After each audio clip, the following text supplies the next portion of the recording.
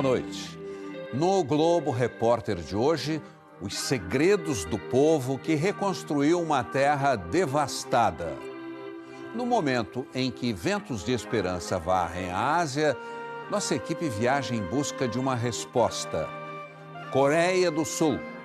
Que país é este? A maior riqueza é a educação. Vamos conhecer jovens estudantes que falam a nossa língua. Astros da música pop que movimentam um mercado bilionário. E mulheres com mais de 60 anos que mergulham sem equipamentos em busca das riquezas do mar. Envelhecer não é parar. O casal que trabalha no campo sustenta os estudos da filha na cidade. A beleza dos terraços de arroz à beira-mar. As vastas plantações do chá que purifica o organismo e o ginseng da montanha, a raiz que vale ouro. Taekwondo, a magia de uma arte criada por guerreiros. E o mercado que parece um aquário, direto da água para a panela.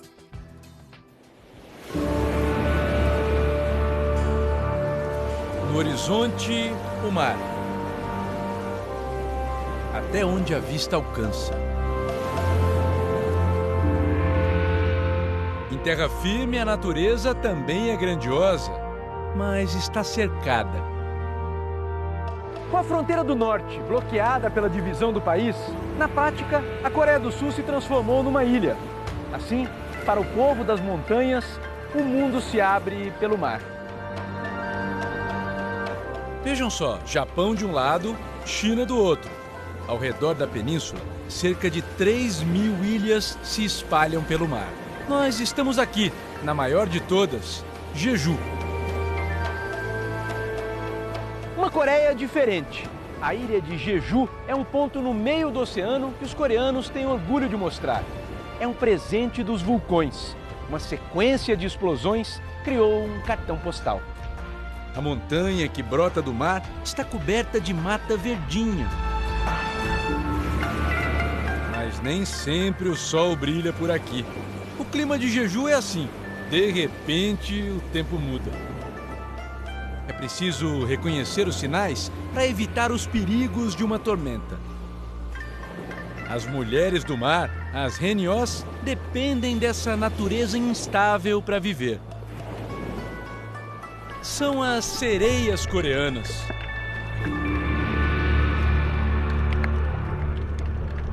Elas mergulham sem equipamentos. Quando tomam fôlego, emitem um som, um canto. Buscam os frutos do mar lá no fundo, alimento e trabalho. São elas que garantem o sustento de suas famílias, uma vida de muitos sacrifícios. Esta era a sina da maioria das meninas de Jeju. Mas de alguns anos para cá, muitas foram estudar no continente, em busca de um futuro melhor. Por isso, as sereias que ainda resistem nessa profissão são mães, avós, que trazem no rosto as marcas do tempo e a sabedoria do mar. 맛있어요!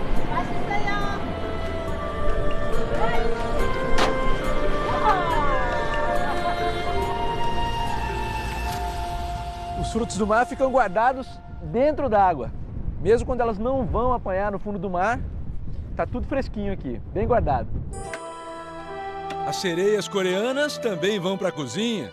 Nesse pequeno restaurante, são elas que fazem tudo. Depois de pegar no fundo do mar, a parte de preparar aqui no restaurante é fácil, né? O difícil é ir buscar a comida lá no fundo do mar, né? Ela diz, aqui na terra eu posso respirar enquanto eu trabalho. É muito mais fácil. Há quanto tempo a senhora é Haenyeo? 40년 넘었어요.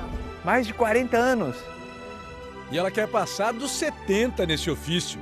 E conta que na vila, algumas Haenyos têm mais de 80 anos. Uau! É o fruto da coragem das Haenyos. Que privilégio.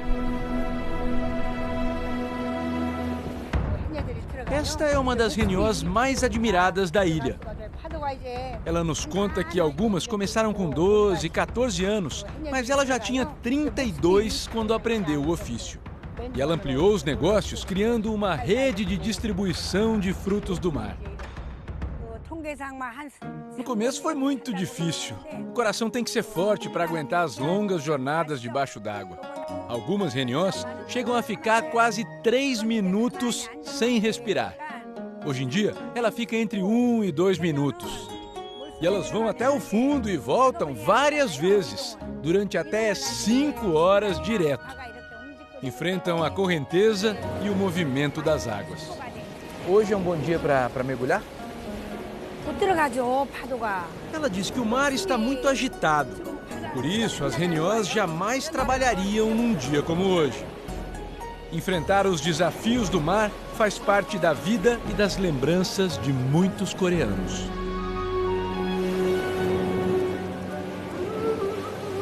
Longe da ilha de Jeju, muitos aposentados vêm até a porta do mercado de peixes de Busan para ver o movimento dos barcos. Busan é uma das cidades mais importantes da Coreia do Sul. Os peixes e os frutos do mar chegam em baldes e bacias e são levados para esses aquários. Annyeonghaseyo! Essa é a grande diferença desse mercado. Não é peixe fresco, é peixe fresquíssimo. Annyeonghaseyo! Annyeonghaseyo! Olha o tamanho desse caranguejo. Esse é o maior. Olha o tamanho disso. Gente, parece que o mar inteiro está aqui dentro do mercado. Parece que o oceano foi transportado. Será que eu posso pegar? Não machuca, não? Hã? Ah, cansa me dar. Dói a mão. Tem muito espinho aqui, ó. Aqui. Pescar aqui é fácil, né, gente? Já tá na mão? Cansa me dar. O mercado está sempre movimentado e o cardápio por aqui é muito diferente. Bom, agora a gente vai escolher o nosso almoço. Eu já tenho a minha barraca preferida aqui no mercado. Olha, então eu vou levar um daquele ali. Opa! Pescado na hora. Vamos lá. Vamos seguindo o nosso peixe. Podemos perder ele de vista. E ela vai preparar aqui no andar de cima o nosso almoço. Os pratos são muito saborosos. Vou provar o meu peixinho.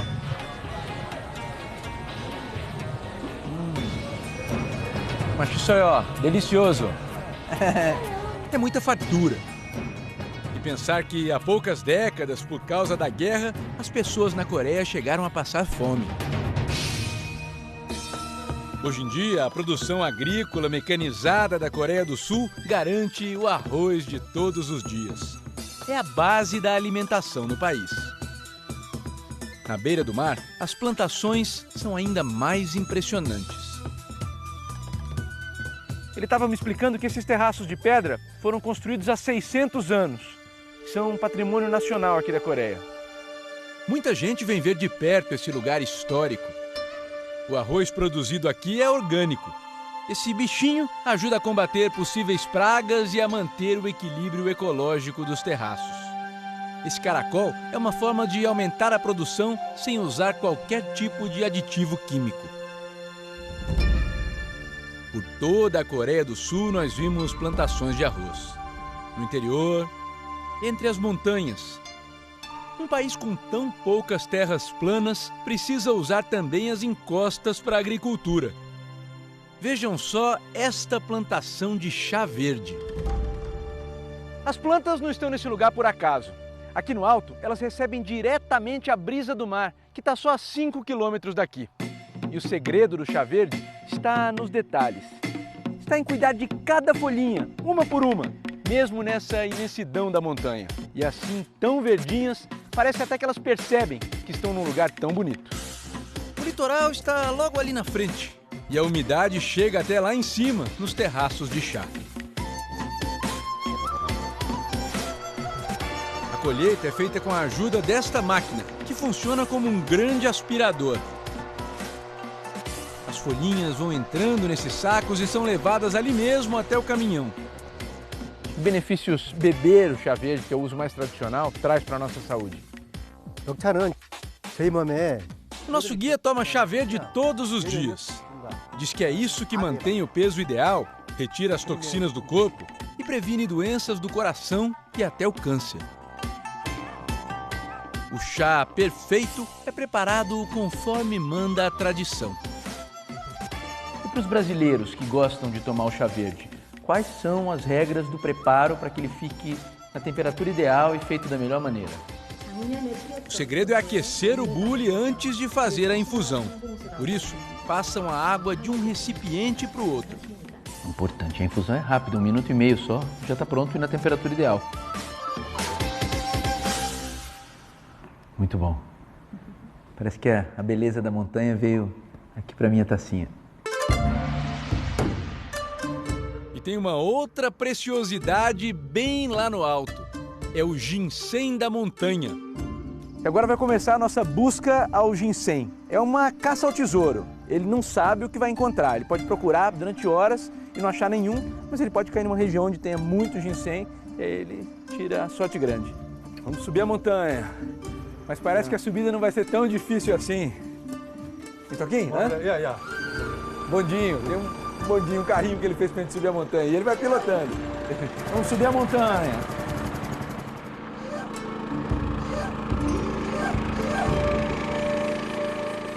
É como procurar agulha num palheiro. Mas o Sr. Kim tem um olhar treinado para isso. E aí está.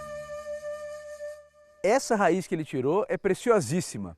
Cada nódulozinho desse aqui quer dizer 1 ano. Então, essa aqui tem 1, 2, 3, 4, 5, 6, 7, 8, 9 anos. Vale quase R$1.000 essa plantinha aqui. Mas isso aí, ó. Uma delícia. Pode não parecer, mas a coleta de hoje rendeu bastante. Ele tem uma fortuna na palma das mãos. E a busca do ginseng inclui um ritual de agradecimento. O grito de felicidade dele. Chibata! O Sr. Kim masca ginseng assim que acorda. Só 2 horas depois, ele faz a primeira refeição do dia. Ele diz que serve para equilibrar a saúde do corpo. É bom para quem tem diabetes, pressão alta. Funciona como um estimulante. O ginseng da montanha é o mais valioso. Mas existem outras variedades. Seja onde for, essa plantinha frágil cresce cercada de cuidados. Na Coreia do Sul, a vida no campo não é garantia de tranquilidade. É uma alternativa para quem precisa custear o estudo dos filhos nas principais cidades do país. É caro morar em lugares como Seul e Busan, e envelhecer pode ser bem mais difícil assim. Por isso, o Sr. Jin decidiu mudar de vida. E está colhendo o que plantou durante toda uma vida de muito trabalho em Seul. Ele era funcionário de uma grande empresa, até que se viu diante de uma situação muito familiar a milhares de brasileiros. Foi levado a se aposentar ainda muito cedo. Junto com a senhora Lee, eles decidiram se reinventar. Para ele, foi como uma viagem de volta para casa. Afinal, quando criança, ele chegou a morar na roça coreana. Mas a senhora Lee sempre foi moça de cidade grande e teve que começar do zero. Não foi fácil. Mas pelo que vimos de perto, ela aprendeu de tudo. Até mesmo a gostar dessa vida de muito trabalho. E por que não, de alegria. Agora a gente está indo colher a batata doce. Hora da colheita. Ở đâu anh đến một mình chẳng quen mà không biết sao nhìn chừng người ta đang tình tan. Ok.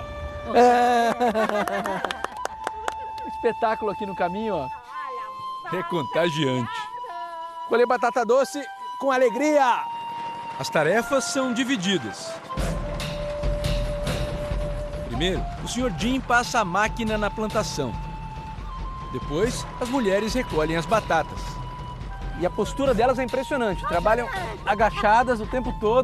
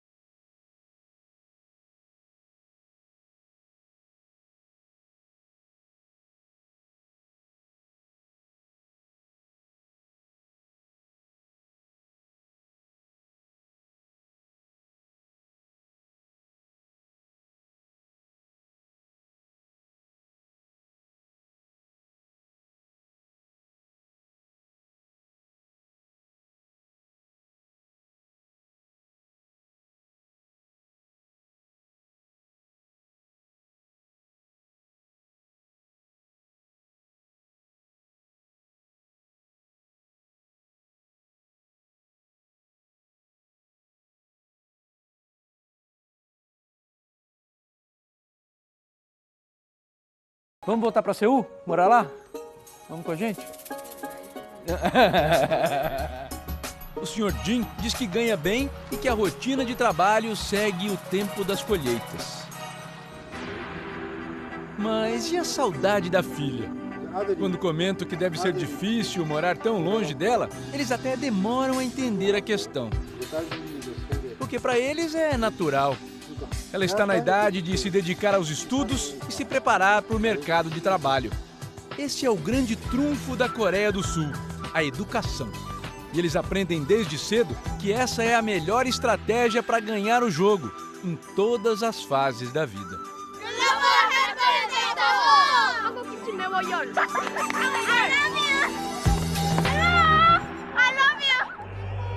A educação pública de qualidade foi a grande descoberta de um país que respeita os professores e investe na sabedoria dos mestres. É daqui a pouco.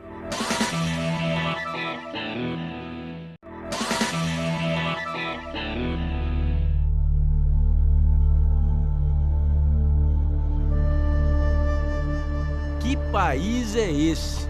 Depois de ser devastado pela guerra, como pode ter se fortalecido tanto em tão pouco tempo?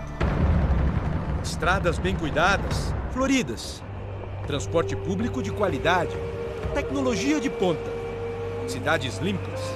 Que caminho esse país seguiu para crescer tão rápido? Os coreanos dizem que o grande investimento que se fez aqui foi em educação. Com a palavra, o professor Henrique, que dá aulas de português em Seul. Ele se casou com a Ji-Yeon e vive aqui há 10 anos. A infraestrutura das escolas na Coreia é muito boa, investem muito na carreira dos professores aqui. Tanto é que é um sonho dos pais que a filha seja professora de escola pública, porque tem uma carreira estável e que tem prestígio na sociedade. Então, é nesse ponto que eles acertaram. Nem tudo é perfeito, mas faz parte da cultura coreana enfrentar os problemas investindo na qualificação das pessoas. Enquanto estivemos aqui, vimos muitas turmas aprendendo ao ar livre. Na Torre de Seul, no Grande Palácio. Portas abertas para os estudantes de toda parte. Tem jeito melhor de aprender? Esse caminho aqui é cercado por degraus e isso não é à toa. É que nesse caminho central, só o rei tinha permissão para andar. Aqui à direita iam os servidores civis da realeza e aqui do lado esquerdo, os militares, os soldados. No sentido rei hoje aqui. Eu e eles todos, né? 안녕하세요. 안녕하세요. Brasil, Brasil. Como é que fala Brasil? Brasil News? Yo. Oh, good job. Sem perder a majestade, são elas que mais aproveitam, as crianças. Com alegria, respeito e sem bagunça. Que aula de cidadania! Em cada detalhe, em cada prédio, um capítulo diferente.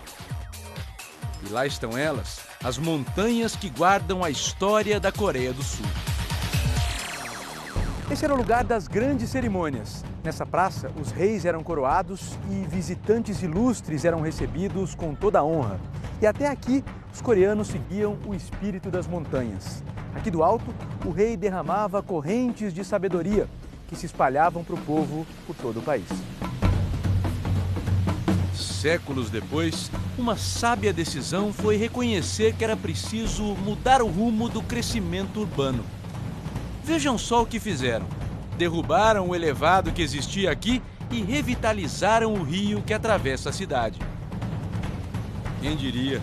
Essas águas já foram um esgoto a céu aberto. O rio não só renasceu, ele cresceu. Hoje em dia, vários riachos que vêm das montanhas são desviados para formar essa correnteza. Água cristalina correndo no centro de uma cidade de 10 milhões de habitantes. Os moradores de Seul ganharam um parque público muito bem cuidado. Qualidade de vida ao alcance de todos, bem ali, no meio da avenida. Helena mora perto daqui. Antigamente era uma cidade bem cinza, né? Agora é cidade verde. Eu gosto disso. Ela esteve no Brasil mais de uma vez. Fez trabalhos voluntários no Nordeste, morou em São Paulo e viu de perto o rio Tietê.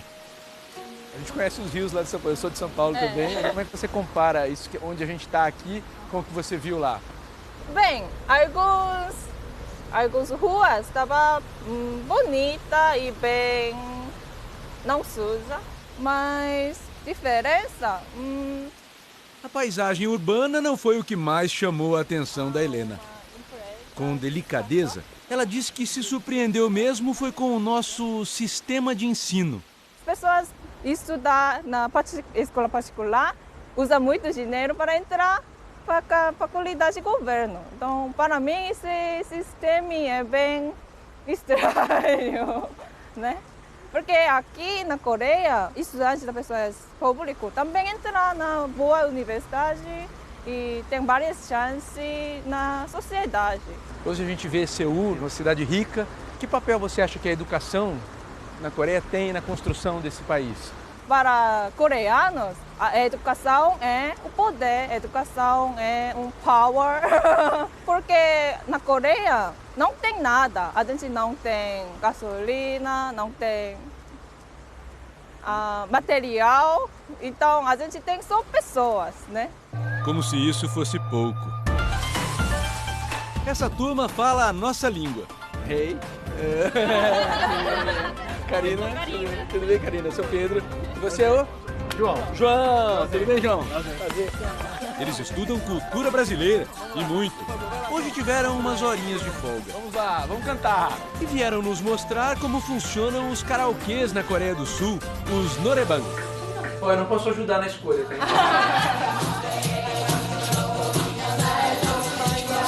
As pessoas reservam uma salinha e se reúnem para cantar a qualquer hora do dia.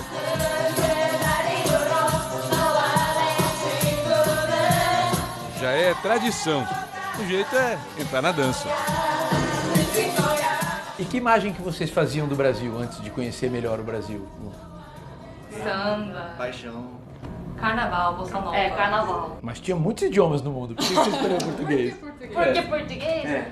Porque o Brasil é muito interessante para mim, porque o Brasil e Coreia fica muito longe da Coreia, então eu sempre tinha interesse na América do Sul também, e especialmente Brasil. E eu achei que o Brasil ia crescer muito. Mas agora um pouco lento, mas eu gosto.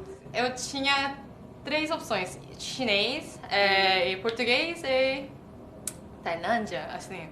Daí eu pensei que, então, eu poderia ser um expert do mercado latino. Quando eu aprendo português e espanhol, vai ficar mais fácil para aprender.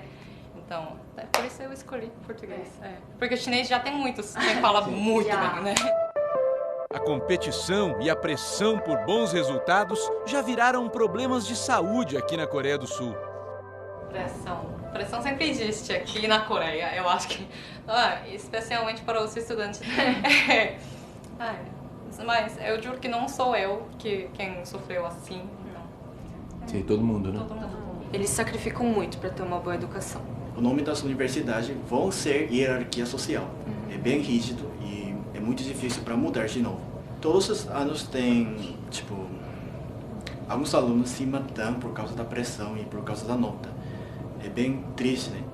Difícil para nós, brasileiros, imaginarmos que educação de qualidade também pode trazer problemas. A grande diferença entre a Coreia e o Brasil, na Coreia, a profissão, os professores como fala? É muito respeitado. Muito respeitado. Assim, o valorizado. Doutor, valoriza muito. Henrique que o diga. Ele já foi aluno na Coreia do Sul. Hoje é mestre. Aqui tem essa noção da hierarquia muito rígida, né? Acho que você também, como brasileiro, representa um pouco essa quebra, talvez, né? No início isso é inevitável. Quando a gente chega na sala de aula, acaba se sentindo um pouco assim, nossa, quanto respeito. Mas, aos poucos, eles vão notando que é diferente, assim, com a nossa cultura, que, obviamente, você tem que respeitar o seu professor, mas você tem mais acesso a ele. Então, às vezes eu até noto, assim, os alunos que já estão, assim, para se formar, que já sabem lidar com brasileiros, eles encontram um professor coreano no corredor e Então, abaixa a cabeça, às vezes dá aquela curvada de 90 graus. E quando me vem, fala, professor. Parece que essa turma aprendeu um bocado com o professor Henrique. Longe da universidade, eles parecem bem à vontade com a gente. Você se lembra dessa música? Já fez muito sucesso no Brasil.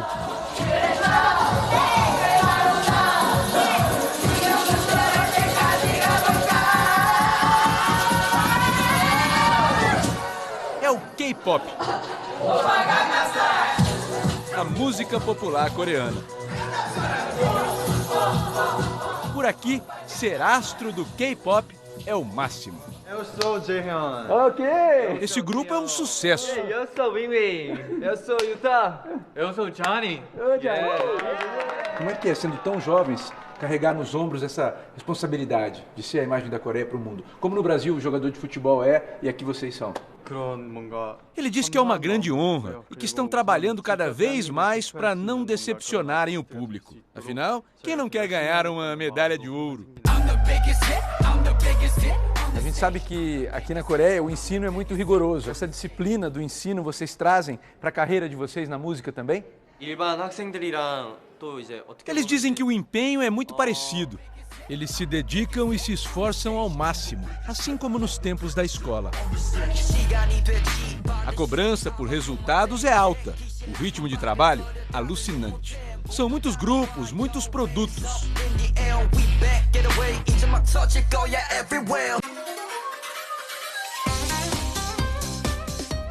O prédio onde eles gravam é como um templo para os seguidores do K-pop. É uma fábrica de produção de artistas em série. Todos são muito jovens. Quem não pode encontrar os artistas pessoalmente, encontra a reprodução em impressora 3D. Uma indústria que movimenta 16 bilhões de reais por ano. Vocês sabiam que vocês têm muitos fãs no Brasil? 오늘 여기 와서 영광입니다. Welcome. I'm the biggest hit on the stage. Enquanto isso, em meio a tantas novidades, o palácio de mais de 600 anos continua ali, para lembrar a todos de que é preciso se modernizar no tempo certo, sem perder a história de vista. Esse era o pavilhão de trabalho do palácio e aqui já não existe uma grande escadaria separando a construção da área externa. A entrada principal está quase no nível do chão. Isso tem uma explicação bem simples. O último imperador vinha trabalhar de carro. Era o início de grandes mudanças na Coreia. Era mesmo só o começo. Que sirva de inspiração para esses estudantes. Afinal, são eles o futuro desse país. Olhando assim, dá vontade de sorrir com eles. E quem sabe até aprender com eles. São tantas lições de vida, mas para entender melhor é preciso ir até o coração da Coreia do Sul, onde estão os pilares da sabedoria desse povo.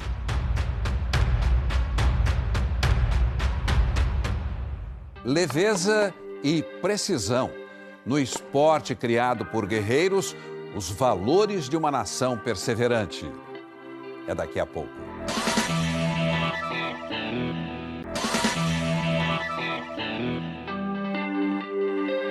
Este é um templo diferente. É o solo sagrado do Taekwondo, um símbolo da Coreia do Sul. Mais do que isso, é um estilo de vida. Perseverança. Integridade. Cortesia. Autodomínio. E espírito indomável. Com base nesses 5 princípios, a Coreia criou o Taekwondo. E aqui, no meio do país, ergueu um centro de treinamento para mostrar que o que parece uma luta é, acima de tudo, uma arte. Os atletas dão um show.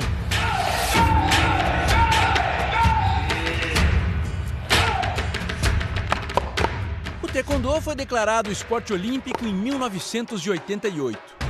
Mas somente no ano 2000, em Sydney, na Austrália, começaram a competir por medalhas. A técnica é muito apurada. Mas eles garantem que qualquer pessoa pode aprender. Ela tá pedindo pra bater. Eu vou bater.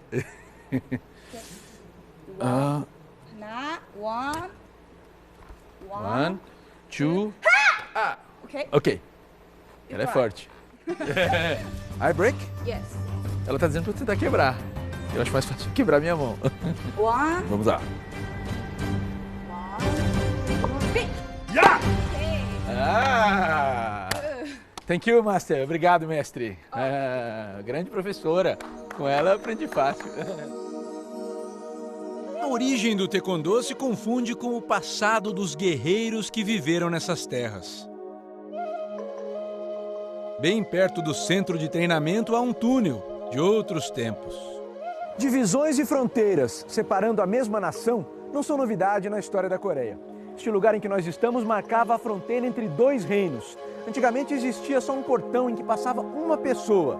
Hoje, pelo menos, é um túnel onde passa um carro de cada vez.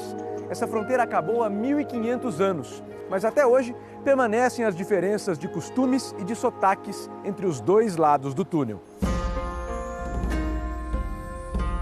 Foram muitos combates. E a disputa entre os reinos deu origem ao esporte que hoje em dia chamamos de taekwondo, uma criação coreana.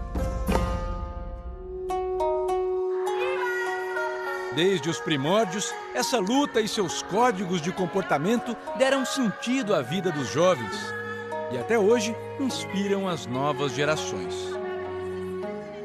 Muitas escolas trazem os alunos para aulas especiais. O taekwondo é um esporte completo, faz muito bem à saúde. Nos treinamentos, reforçamos valores como a coragem, a humildade e a responsabilidade. Se você fizer taekwondo, você será capaz de praticar qualquer outro esporte.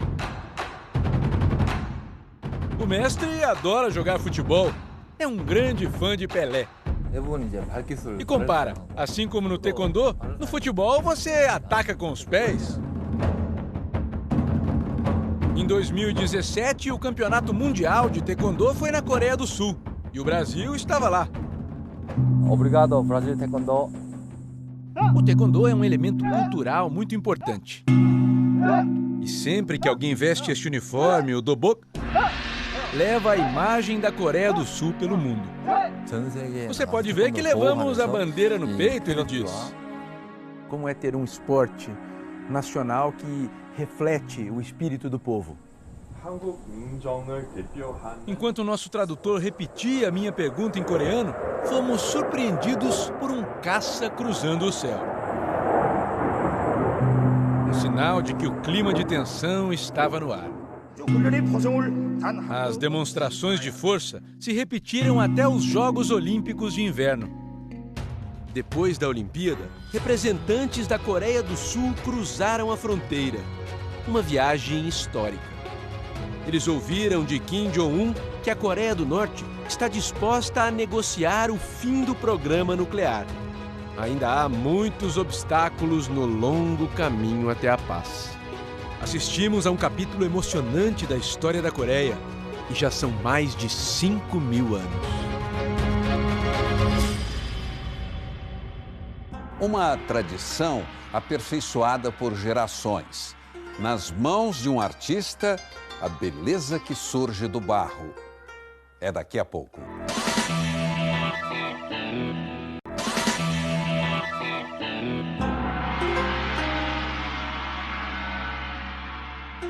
Está nas mãos do mestre. É ele quem dá forma e beleza a uma das tradições mais antigas do país, a cerâmica coreana.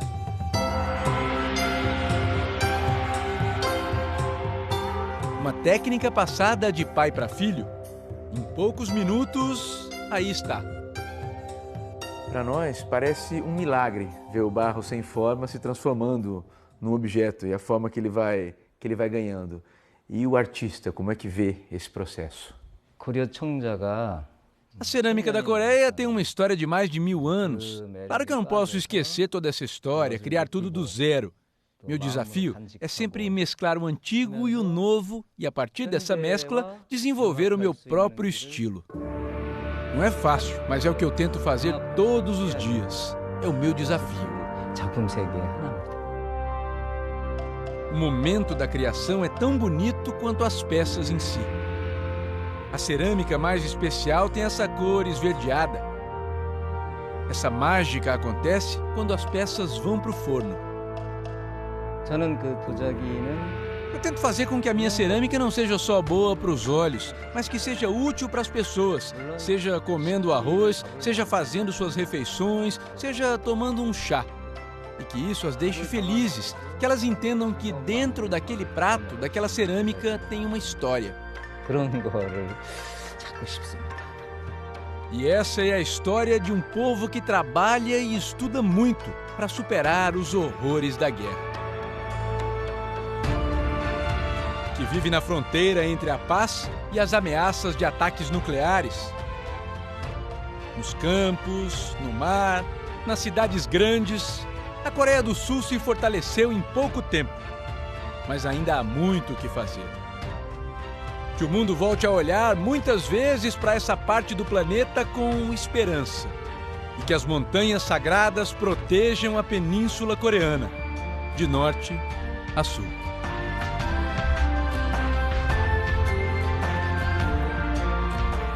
Se você quiser rever o Globo Repórter de hoje, acesse o Globoplay. Fique agora com o Jornal da Globo. Boa noite e até a próxima sexta.